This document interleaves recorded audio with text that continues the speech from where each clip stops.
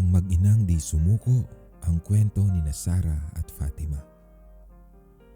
Si Sara ay isang simpleng ina na lumaki sa hirap sa isang maliit na baryo sa probinsya ng Mindanao. Bata pa lamang siya ay natutunan na niyang magsakripisyo para sa pamilya. Nang magkaroon siya ng anak na si Fatima, nangako siya sa sarili na kahit anong mangyari, hindi mararanasan ng anak niya ang gutom at hirap na pinagdaanan niya noon. Pero hindi naging madali ang lahat. Iniwan sila ng asawa ni Sara noong si Fatima ay 3 taong gulang pa lamang.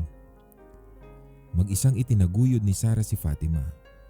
Mula umaga hanggang gabi, nagtatrabaho siya bilang labandera, tagalinis ng bahay, at minsan pa'y nagbibenta ng gulay sa palengke.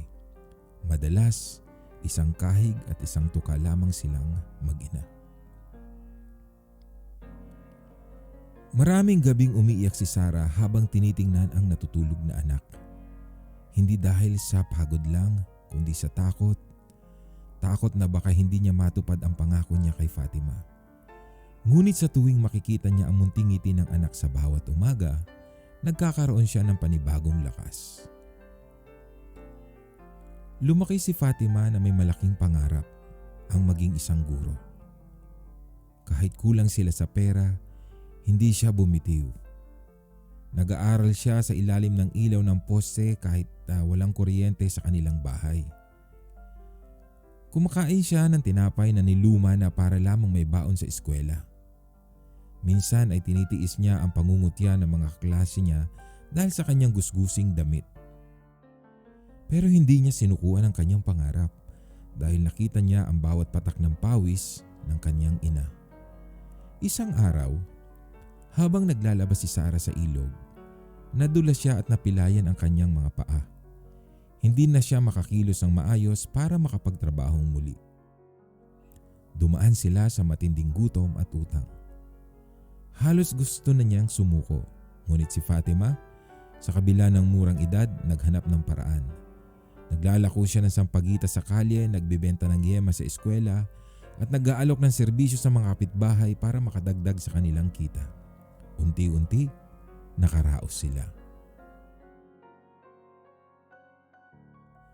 Dahil sa kanyang tiyaga at determinasyon, nakatapos si Fatima ng high school bilang valedictorian. Nakakuha siya ng scholarship sa kolehiyo at tuloy-tuloy, hindi siya bumitaw kahit nahihirapan. Kahit minsan ay wala siyang pamasahe at kailangan maglakad ng ilang kilometro papunta sa eskwelahan. Pagkatapos ng maraming taon ng pagsusumikap at luha, nagtapos si Fatima bilang cum laude sa kursong edukasyon. Noong araw ng kanyang pagtatapos, habang nakasuot ng toga, lumapit siya kay Sara.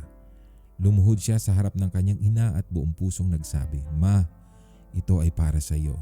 Salamat dahil hindi mo ako sinukuan." Pareho silang humagulgol sa harap ng maraming tao.